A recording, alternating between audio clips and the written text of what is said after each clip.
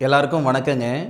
ரிஷபராசியில் பிறந்தவங்களுக்கு வரக்கூடிய பங்குனி மாதத்தில் கோச்சார ரீதியாக வரக்கூடிய கிரக அமைப்புகளால் எந்த மாதிரியான மாற்றங்கள் வரப்போகுதுன்றது பற்றி தானுங்க ஆதாரபூர்வமாக இந்த பதிவில் நம்ம பார்க்க போகிறோம். ரிஷப ராசியாதிபதினு சொல்லக்கூடிய சுக்கிர பகவான் ரிஷப ராசிக்கு 11வது பாவகன் சொல்லக்கூடிய லாபஸ்தானத்தில் தொழில் ஸ்தானாதிபதியோட சேர்ந்து ரிஷபராசியில் பிறந்தவங்களுக்கு மிகப்பெரிய யோகத்தை கொடுக்கக்கூடிய ஒரே ஒரு கிரகம் யாருன்னு கேட்டிங்கன்னா சனி பகவான். நிறைய பேருக்கு தெரியும். இந்த பதிவு ரிஷப ராசியில் பிறந்தவங்களுக்கும் பொருந்தும், ரிஷப லக்னத்தில் பிறந்தவங்களுக்கும் பொருந்தும். நீங்கள் ரிஷபராசியில் பிறந்திருக்கிறீங்கன்னா நிச்சயம் சொல்கிறேன், உங்களுடைய வாழ்வாதாரத்தில் மிகப்பெரிய மாற்றத்தை கொடுக்கக்கூடிய நேரத்தை பற்றி தான் நம்ம அடுத்த ஒரு 10 நிமிஷத்தில் பார்க்க போகிறோம். இல்லை உங்கள் வீட்டில் யாராவது ரிஷபராசியில் பிறந்தவங்களாக இருந்தால் நிச்சயமாக அவங்களுக்கு உண்டான பதிவு இதுதான். பொதுவாக கோச்சார கிரக அமைப்புகள் நமக்கு சாதகமாக இருந்ததுன்னா அது சம்பாதிக்கிறதுக்கான நேரமாக இருக்காது, சாதிக்கிறதுக்கான நேரமாக இருக்கும். நம்ம சுய ஜாதகத்தில் என்ன தசை புத்தி நடக்குதுன்றது நமக்கு தெரியாது. ஆனாலும் கோச்சார நிகழ்வுகள் ஒரு சிலரை பெரிய லெவலில் கொண்டு போய் வச்சிடும். இன்றைக்கி சம்பாதிச்சவங்க, சாதித்தவங்க, 1000 பேருக்கு, 2000 பேருக்கு, 10,000 பேருக்கு வேலை கொடுக்கக்கூடிய அந்த நிறுவனத்தார் எல்லாருக்குமே இந்த பிரபஞ்சம் ஒரு நாளில் ஒரு சந்தர்ப்பம் கொடுத்துருந்துருக்கும். இல்லை, அந்த சந்தர்ப்பத்தை பயன்படுத்திக்கிட்டதுனால தானே அவங்க மேலே இருக்காங்க. அப்பேற்பட்ட சந்தர்ப்பம் தான், வாய்ப்பை தான் இந்த ரிஷபராசியில் பிறந்தவங்களுக்கு பங்குனி மாதத்தில் இந்த பிரபஞ்சம் தரப்போகுது. தொழில் ஸ்தானாதிபதினு சொல்லக்கூடிய சனி பகவான் லாபஸ்தானத்தில், வாக்கிய பிரகாரமும் லாபஸ்தானத்தில், திருக்கணித பிரகாரமும் லாபஸ்தானத்தில். அப்போது சனி பகவான் தனகாரகனுடைய வீட்டில் இருந்து, குரு பகவானுடைய வீடு தனகாரகன்னா குரு, சனி பகவான் தனகாரகனுடைய வீட்டில் இருந்து தனகாரகனுடைய சாரம் குபேரர் அவதரித்த நட்சத்திரம்ன்றது புரட்டாதி நட்சத்திரம். அப்போ புரட்டாதி நட்சத்திரம் 4வது பாதத்தில் குரு பகவான் உங்கள் ராசியாதிபதியோட சேர்ந்து, உங்கள் ராசியாதிபதி உச்சம் பெற்று உங்கள் ராசியை சனி பகவான் பார்க்கிறார். உங்கள் ராசியை சனி பகவான் பார்க்கிறார். அப்போது தொழில் ஸ்தானாதிபதினு சொல்லக்கூடிய சனி பகவான், தொழில் காரகன் சொல்லக்கூடிய சனி பகவான் லாபஸ்தானத்தில் உங்கள் ராசியாதிபதியோட சேர்ந்து, உங்கள் ராசியாதிபதி உச்ச நிலையில் இருக்கும் பொழுது அந்த சனி பகவான் உங்கள் ராசியை பார்க்கிறார். இந்த நேரத்தில் நீங்கள் எடுக்கக்கூடிய முடிவு ஒரு காலகட்டத்தில் உங்கள் வம்சத்தில் யாரும் வாழாத வாழ்க்கை வாழ்கிற மாதிரி சூழ்நிலையை உருவாக்கும். அதாவது இன்னைக்கு நீங்கள் விதைக்கக்கூடிய விதை, இந்த மாதத்தில் நீங்கள் விதைக்கக்கூடிய விதை எதிர்காலத்தில் உங்களுடைய சங்கதிகளுக்கு மிகப்பெரிய ஒரு அனுகூலங்களாக, ஒரு மிகப்பெரிய ஒரு அமைப்பாக இருக்கும். இந்த நேரத்தில் நீங்கள் எடுக்கக்கூடிய ஒரு முடிவு, அதில் மாற்று கருத்து கிடையாது. என் தாத்தன் ஒரு 5 ஏக்கரை சொத்து சம்பாரித்து வச்சுருந்தார், 10 ஏக்கரில் சொத்து சம்பாரித்து வச்சுருந்தாருக்காரு அப்படின்னா அந்த மனுஷன் அந்த நேரத்தில் ஒரு முடிவு எடுத்ததுனால தானே 5 ஏக்கரை 10 ஏக்கரை வாங்கியிருந்துருப்பார். இன்றைக்கி நம்ம பெருமையாக சொல்லிக்கிறோம் இல்லையா?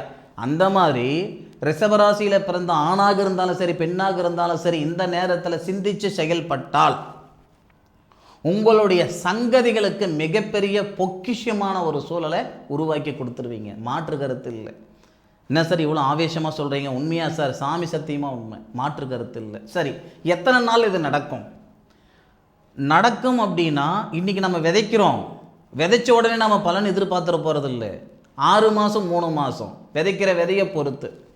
ஒரு காய்கறி செடியை நம்ம விதைக்கிறோம்னா ஒரு 3 மாதத்தில் நம்ம பலன் பார்த்துடலாம்.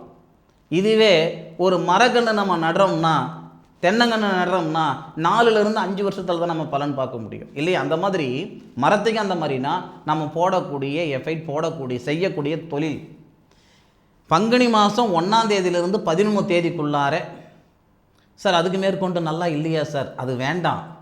பங்குனி 1லிருந்து பங்குனி மாதம் 11க்குள்ளார வாழ்க்கையில் வளர்ச்சி அடையணும், சாதிக்கணும்னு நினச்சிங்கன்னா அந்த நாட்களை பயன்படுத்திக்கோங்க. அதுக்கு மேற்கொண்டு உங்களுக்கு நல்ல நாட்கள் இருக்க தான் செய்யுது. ஆனாலும் இந்த நாட்கள் எப்படி இருக்கும்னா மிகப்பெரிய ஒரு சந்தர்ப்பமாக இருக்கும். இந்த பிரபஞ்சம் எல்லாருக்கும் எல்லா நேரத்துலையும் சாதகமான பலன் தர்றதில்லை பாருங்கள். ஒவ்வொருத்தருக்கும் ஒவ்வொரு தருணத்தில் தான் சாதகமான பலன் தரும். இது பிரபஞ்சம் கொடுக்கக்கூடிய சந்தர்ப்பம். 1ஆம் தேதியிலிருந்து 11 தேதிக்குள்ளார தொழில் ரீதியாக மிகப்பெரிய மாற்றம் வரும்னு நினைக்கிறவங்களுக்கு இது மிகப்பெரிய ஒரு அற்புதமான காலகட்டம். இதில் இன்னொரு ஆச்சரியம் ஒன்று இருக்குது. என்ன சார் ஆச்சரியம்னா, தொழில் ஸ்தானாதிபதி லாபஸ்தானாதிபதி சாரத்திலிருந்து உங்கள் ராசியை பார்க்கிறார். இதுதானே, உங்கள் ராசியாதிபதி லாபஸ்தானத்தில் தான் இருக்கார். அந்த லாபஸ்தானாதிபதின்னு சொல்லக்கூடிய தனகாரகன் இந்த பங்குனி மாதத்தில் உங்கள் ராசிக்கு 2வது கட்டத்தில் தனஸ்தானத்தில், நல்லா புரிஞ்சுக்கோங்க, லாபஸ்தானாதிபதி தனகாரகன் ஒருத்தர் தான் இந்த ரிஷபராசியில் பிறந்தவங்களுக்கு. யாருன்னா குரு. அந்த குரு இதுவரைக்கும் வக்கரத்தில் இருந்தவர் வக்கர நிவர்த்தி ஆயிட்டு, பங்குனி மாதம் 1ஆம் தேதியிலிருந்து வக்கர நிவர்த்தி ஆயிட்டு தனஸ்தானத்தில் இருந்து தனஸ்தானாதிபதின்னு சொல்லக்கூடிய புதனை பார்க்கிறார். ஏன்னா புதன் 27ஆம் தேதி வரை, புதன் 27ஆம் தேதி வரை தொழில் ஸ்தானத்தில் தான் புதன் இருப்பார். மிகப்பெரிய ஆச்சரியம் என்னன்னா, தனஸ்தானாதிபதி தொழில் ஸ்தானத்தில் இருக்க தனகாரகன் சொல்லக்கூடிய குரு தனஸ்தானாதிபதியை பார்க்கிறார். தொழில் ஸ்தானாதிபதி தனகாரகனுடைய வீட்டில் இருந்து உங்கள் ராசியை பார்க்கிறார். தொழில் ஸ்தானாதிபதி தனஸ்தானாதிபதிக்கு வீடு கொடுக்கிறார். அதாவதுங்க, நெசமாக சொல்லணும்னா என் உடம்பு சிலுக்குது. வாய்ப்பு அப்படின்றது எல்லாருக்கும், நான் முதல்ல சொன்ன மாதிரி எல்லாருக்கும் ஒரே நேரத்தில் வாய்ப்பு வராது. ஒரு வாய்ப்பை சரியான முறையில் பயன்படுத்திக்கிட்டவங்க தான் இன்றைக்கி சாதிச்சிருக்கிறாங்க. ரிஷபராசியில் பிறந்தவங்களுக்கு 1லிருந்து 11க்குள்ளார பொக்கிஷமான நாள். அதுவும் உங்கள் ராசியாதிபதி உச்சநிலையில் இருக்கிற வரைக்கும் பிரமாதமான நாள். 11 தேதிக்கு மேலே உங்கள் ராசியாதிபதி 12க்கு வந்துடுறார். இதுவும் நல்ல நேரம் தானுங்க. எப்படி சார் நல்ல நேரம்னா, உங்கள் ராசிக்கு 12வது பாவகத்தில் இருக்கக்கூடிய ஒரு கிரகம், எல்லா கிரகங்களும் இந்த 12வது பாவகத்தில் மறைவு, சனி உள்பட ராகு கேது உள்பட. ஆனால் இந்த சுக்கிரன் மட்டும்தான் விதிவிலக்கு. 12வது பாவகத்தில் மறைவு கிடையாது. 12வது பாவகத்திலிருந்து 6வது பாவகத்தை பார்க்கிறார். அதாவது உங்களுடைய திறமையை வெளிக்காட்டுறதுக்கு உண்டான நேரம், உடல் ரீதியாக இருக்கிற சங்கடம், மன ரீதியாக இருக்கிற சங்கடங்கள் சரியாகிறதுக்கான நேரம். உச்சந்தலையிலிருந்து உள்ளங்கால் வரைக்கும் எப்போ பார்த்தாலும் ஏதோ ஒரு தொந்தரவு இருந்துக்கிட்டே இருக்குதுங்க. எங்கேயுமே அதுக்கு வைத்தியம் இல்லை. 11 தேதிக்கு மேற்கொண்டு 27 தேதிக்குள்ளார இந்த உடல்ஸ்தானாதிபதினு சொல்லக்கூடிய கிரகம் இருக்குது இல்லைங்களா, புதன். ஏன்னா அவர் தானே உடல்ஸ்தானாதிபதி. அப்போ அந்த உடல்ஸ்தானாதிபதினு சொல்லக்கூடிய கிரகத்தை அந்த உடல்ஸ்தானத்தில் இருக்கக்கூடிய குரு பார்ப்பதும், இந்த சுக்கிரன் 6வது பாவகத்தை பார்க்கறதுனால நம்மளுடைய உடல் ரீதியாக இருக்கிற நோய்க்கு ஏதோ ஒரு இடத்த தீர்வு இருக்குது. இது புத்திர பாக்கியத்துக்கும் அடங்கும், உடம்பில் இருக்கிற தொந்தரவுகளுக்கும் அடங்கும், மனசுக்குள்ளே இருக்கிற தொந்தரவுகளுக்கும் அடங்கும். 3த்துக்கும் சொல்கிறேனுங்க. ஏன்னா புத்திர ஸ்தானாதிபதினா ரிஷபராசியில் பிறந்தவங்களுக்கு புதன் தான். அப்போ அந்த புதனை புத்திரகாரகன் சொல்லக்கூடிய குரு பார்க்கிறார். 27 தேதி வரை பார்க்கிறார். அப்போ ஐன சுகஸ்தானத்தில் சுக்கிரன் வரார். ஐன சுகஸ்தானம் அப்படின்னா ஒரு கணவன் மனைவி அப்படின்னா அவங்களுடைய அன்பை வெளிப்படுத்துறதுக்கான நேரம். அன்பு அந்த அந்த எப்படி சொல்கிறதுனா, அவங்களுடைய கருத்து வேறுபாடெல்லாம் சரி செஞ்சுக்கிறதுக்கு உண்டான ஒரு இடம் எதுன்னு பார்த்திங்கன்னா இந்த ஐன சுகஸ்தானம்னு சொல்லுவாங்க. அந்த இடம் சிறப்பாக இருக்கணும். அந்த இடத்துல ஒரு சுபகரங்கள் வரும் பொழுது தான் கணவன் மனைவிக்குள்ளார அந்யோன்யம் ஏற்படும், புத்திரபாகியம் ஏற்படும், இப்படி நிறைய சொல்லலாம். அப்போது இந்த 11 தேதிக்குள்ளார 27 தேதிக்குள்ளா 11 தேதிக்கு மேலே 27 தேதிக்குள்ளார உடல் உபாதைகள் சரியாகிறதுக்கான வாய்ப்பு, உங்களுடைய முன்னேற்றத்தில் இருக்கிற தடைகளெல்லாம் நீங்கிறதுக்கான வாய்ப்பு, முக்கியமாக புத்திர பாக்கியம் உருவாகிறதுக்கு உண்டான சந்தர்ப்பம். மாற்று கருத்து கிடையாது சாமி. பிரிஞ்சு போன தம்பதிகளெல்லாம் அந்த நேரத்தில் ஒன்று சேருவீங்க. கைவிட்டு போன பொருளெல்லாம் வந்து சேர்றதுக்கான வாய்ப்புகள் இருக்கும். 11 தேதிக்கு மேற்கொண்டு 27 தேதிக்குள்ளார இந்த நேரத்தில் ஒரு சிலருக்கு வெளிநாடு போகிறதுக்கான சந்தர்ப்பம் உருவாகும், அல்லது வெளிநாட்டில் இருக்கிறவங்களுக்கு நிரந்தர குடியுரிமை வரும். இல்லை நீண்ட நாள் கனவாக வந்து மண்மனை உருவாக்கணுமே அப்படின்ற ஆசை இருக்கும் இல்லையா, இந்த நேரத்தில் நல்லது நடக்கும். சார் நீங்கள் இப்படி சொல்கிறீங்க, இதுக்கு ஆதாரம் என்னன்றது எனக்கு தெரியல. கை கொடுத்தா மீளலாங்க, வார்த்தை கொடுத்தோம்னா மீள முடியாது. மாட்டுக்கு பல்லு முக்கியம்னா மனுஷனுக்கு சொல்லு முக்கியம்னு சொல்லுவாங்க. நான் ரொம்ப காலம் ஒரு போர்டு வச்சு தான் பலன் சொல்லிகிட்டு இருந்தேன். நான் எந்த அடிப்படையில் பலன் சொல்கிறேன்றது நீங்கள் தெரிஞ்சுக்கணுன்றதுக்காக தான் அந்த ஒரு வேலை செய்துட்டு இருந்தேனுங்க. ரொம்ப நாள் கழித்து நான் உட்காந்து பலன் சொல்லிகிட்டு இருக்கேன். இதுக்கு ஆதாரம் கொடுக்குறேன் பாருங்கள்.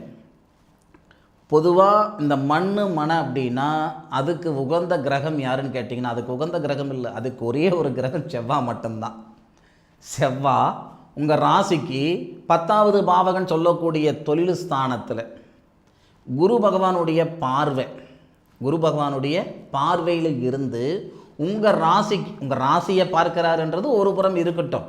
செவ்வாய் உங்கள் ராசியை பார்க்கிறாரு, உங்கள் ராசிக்கு 4வது பாவகத்தை பார்க்கிறார். அதாவது மண்மனை சம்பந்தப்பட்ட இடம் சொல்கிறோம் இல்லைங்களா, அந்த இடத்த பார்க்கிறார். இதன் மூலமாக ரிஷபராசியில் பிறந்தவங்க வெளியூரில் இருந்தாலும் சரி, வெளிநாட்டில் இருந்தாலும் சரி, உள்ளூரில் இருந்தாலும் சரி, உள்நாட்டில் இருந்தாலும் சரி, மண்மனை உருவாகிறதுக்கான வாய்ப்பை இந்த பிரபஞ்சம் கொடுக்கும். எப்போ சார் கொடுக்க போகுது? 1ஆம் தேதியிலிருந்து 27 தேதி வரை. ஆனால் ரொம்ப அதிகமான ஒரு சூழல் வந்து அந்த 11 தேதியிலிருந்து 27 தேதிக்குள்ளார மண்மனை உருவாகிறதுக்கான வாய்ப்பு. மன நிம்மதி உருவாகும், நினச்சது நடக்கிறதுக்கான ஒரு சந்தர்ப்பத்தை உருவாக்கி கொடுக்கும். மற்ற கிரக அமைப்புகள் இந்த பங்குனி மாதத்தில் ரிஷபராசியில் பிறந்தவங்களுக்கு 100% சொல்கிறது வெறும் வார்த்தை, 1000% சொல்கிறேனுங்க. எப்படிங்க? 1000% சொல்கிறேன். பிரமாதமான ஒரு நேர காலங்களாக அமைய போகுதுன்றதில் மாற்று கருத்து இல்லை. அனுபவித்து சொல்லுங்க. நான் இப்போவும் சொல்கிறேன், இவர் வள கொலன்னு பலன் சொல்கிறாரு அப்படின்னு நினச்சிக்கிடாதீங்க. ஆதாரம் உங்களுக்கு சொல்லணுன்றதுனால தான் இந்த வார்த்தை சொன்னேன். கமெண்ட்டில் ஒருத்தர் சொல்லியிருந்தார், அது ஏதோ ஒரு வார்த்தை, நான் வந்து பலன் மட்டும் சொல்லுங்க, எதுதோ சொல்லிட்டு போகிறீங்க, மோட்டிவேஷன் பண்ணுறீங்க அப்படின்ட்டு. அப்படியே கூட இருக்கட்டுமே, நான் சொல்கிற வார்த்தையில் ஒரு மோட்டிவேஷனாக எடுத்துக்கிட்டு நீங்கள் வளர்றீங்கன்னா அது எனக்கு சந்தோஷம் தானுங்க. அப்படியே கூட வச்சுக்கோங்க. ஆனால் நான் சொன்ன விஷயத்தை செய்து பார்த்துட்டு அதன் பிறகு நடந்ததா நடக்கலையான்னு நீங்கள் சொல்லுங்கள். ஏன்னா உழைப்பு மட்டும் இருந்தாலும் வேலைக்காகாது, நேரம் மட்டும் சரியாக இருந்தாலும் வேலைக்காகாது. உழைப்போட நேர காலங்களும் சாதகமாக இருந்தால் மட்டும்தான் ஜெயிக்க முடியும். ஒரு குதிரைனாவே எல்லா குதிரையும் ஒரே மாதிரி தான் ஓடும். ஆனால் அந்த குதிரையில் யார் பயணிக்கிறாங்கன்றது தான் நமக்கு முக்கியம். வெறும் குதிரையை விட்டோம்னா அது ஒரு குறிப்பிட்ட வேகத்தில் தான் போகும். அது மேலே ஒருத்தர் உக்காந்துக்கிட்டு பயணிச்சா அந்த குதிரை 50ல் போகிற குதிரை 100ல் போகும். சரியா? அந்த மாதிரி யார் வழி நடத்துகிறாரு, என்ன நம்ம செஞ்சுக்கிறோன்றது தான் முக்கியம். அதனால் முடிஞ்ச அளவுக்கு இந்த நேரத்தை சாதகமான முறையில் பயன்படுத்திக்கோங்க. பிரமாதமான நேரம். அதுபோக இந்த வாழ்நாள் முழுவதும் பலன் அப்படின்ட்டு ஒரு ஜாதக புத்தகத்தை நான் எழுதி கொடுத்துட்ருக்குறேன். இன்னும் 2 மாதத்துக்கு தான் இந்த வேலையை நான் செய்ய போகிறேனுங்க. தேவைப்படுறவங்க பயன்படுத்திக்கோங்க. ஒருத்தருடைய வாழ்நாள் முழுவதும் தசாபுத்தி பலன், கோச்சார பலன், எல்லா விதமான பலனும் இதில் நான் எழுதி கொடுத்துவிடுவேனுங்க. இது ஒருத்தருடைய இண்டிவிஜுவல் ஜாதக புத்தகம். சரிங்களா? இந்த அளவுக்கு இருக்கும். 115 பேப்பர். ஒரு ஜாதக நோட்டே பார்த்திங்கன்னா 3/4 கிலோ வரும். சரிங்களா? தேவைப்படுறவங்க பயன்படுத்திக்கோங்க. மீண்டும் அடுத்த ஒரு அற்புதமான தருணத்தில் ரிஷபராசியில் பிறந்தவங்களை சந்திக்கும் வரை உங்களிடமிருந்து விடை பெறுவது உங்கள் வீட்டு ஜோதிட நண்பனான மா காளிதாஸ் மணிகண்டன். திருச்சிற்றம்பலம். வாழ்க வையகம், வாழ்க வளமுடன்.